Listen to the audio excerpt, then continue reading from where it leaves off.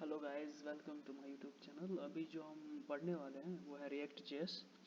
तो React JS कहाँ पे हमें यूज़ होता है, किस किस चीज़ के लिए हम रिएक्ट जेएस को यूज़ करते हैं। रिएक्ट जेएस जो है वो बनाया था, फेसबुक ने डेवलप किया था। फेसबुक में एक टीम थी जिन्होंने रिएक्ट जेएस को फेसबुक बिल्ड करने के लिए बनाया था।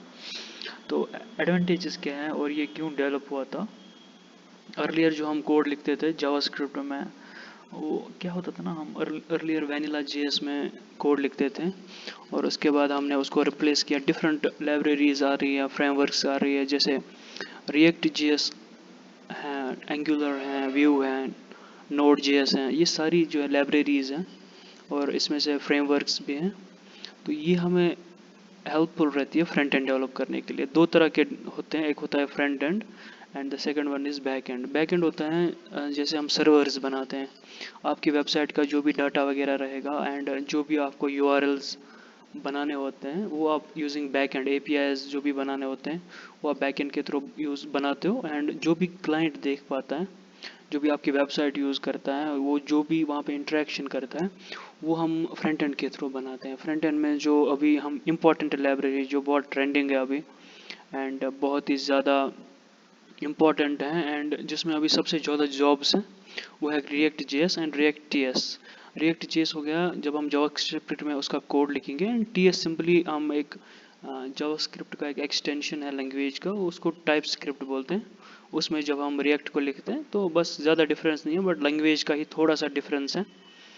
तो वो हो गया रिएक्ट टीएस। तो जो रिएक्ट जेएस है ये एक लाइब्रेरी है। लाइब्रेरी और फ्रेमवर्क में बस इतना ही डिफरेंस है। लाइब्रेरी में क्या होता है कि आर्किटेक्चर स्ट्रक्चर जो भी हम खुद डिफाइन करते हैं, एंड इन फ्रेमवर्क क्या होता है कि ऑलरेडी आपका आर्किटेक्चर डिफाइन हो गया होता है एंड उसी को आपको फॉलो करके आपको अपनी ऐप बिल्ड करनी होती है।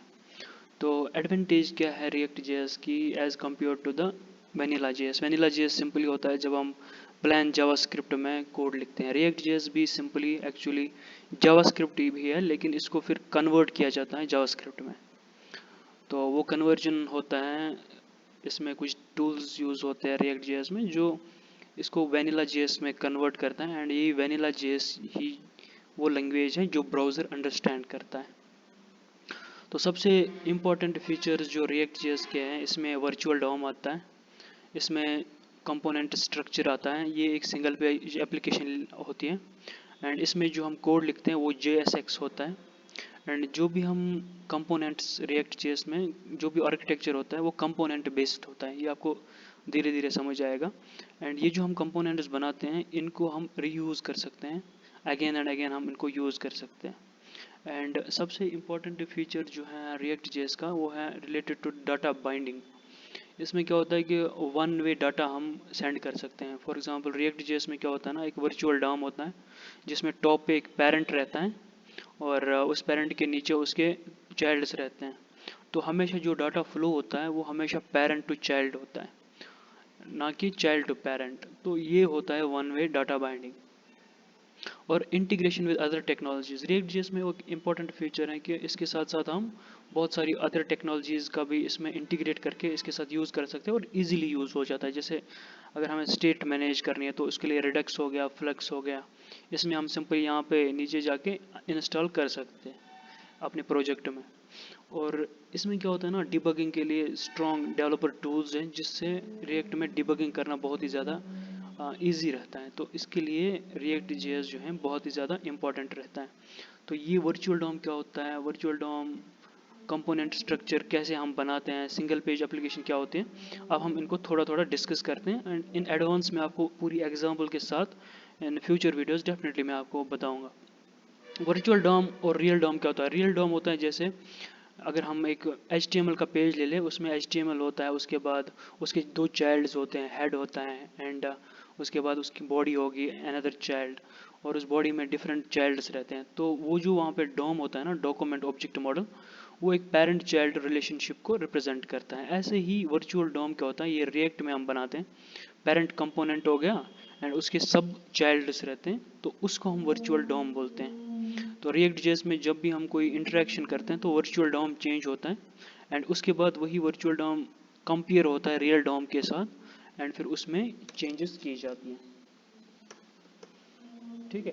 एंड कंपोनेंट स्ट्रक्चर क्या होता है? कंपोनेंट स्ट्रक्चर सिंपली होता है जो भी आपकी जो वेब एप्लीकेशंस हैं उनको आप डिवाइड करोगे छोटे छोटे स्मॉल कंपोनेंट्स में, एंड वो स्मॉल कंपोनेंट्स जब मिल जाते हैं आपस में तो वो एक बड़ा वेब एप्लीकेशन बनती है।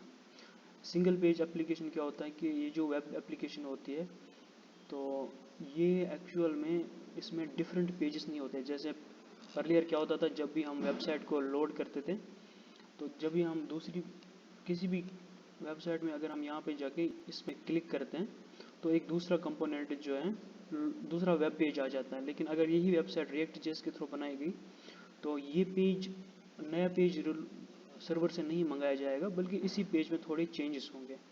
तो इस चीज़ को हम बोलते हैं सिंगल पेज एप्लीकेशन। JSX क्या है? JSX सिंपली है, जब भी हम JSX एक लैंग्वेज है जो रिएक्ट की लैंग्वेज है, इसमें क्या होता है कि हम HTML code, CSS code and JavaScript code को मिला के लिख सकते हैं विदाउट एनी प्रॉब्लम। एंड जो भी हम कंपोनेंट्स बनाएंगे रिएक्ट में डेफिनेटली वो रीयूजेबल होंगे। बाकी ये सब तो मैंने एक्सप्लेन किया। तो ये है हमारी रिएक्ट की सीरीज़। ये बिल्कुल भी लंबी सीरीज़ नहीं होगी, जो भी इंपॉर्टेंट पॉइंट्स होते हैं रिएक्ट को यूज़ करने में वही मैं आपको बताऊंगा। एंड ये क्विक रिवीजन होगा ताकि आपको जो भी रिएक्ट में इंटरव्यू क्वेश्चंस आते हैं वो आप इजीली हैंडल कर सको एंड आप अपना इंटरव्यू क्वालिफाई कर सको। एंड उसके साथ साथ अगर आपने कभी रिएक्ट किया भी नहीं है तो भी आप रिएक्ट को इजीली समझ सको। तो डेफिनेटली अपने इस वीडियो को please like share and like कीजिएगा डेफिनेटली। और या that is it for this video. Thank you so much guys.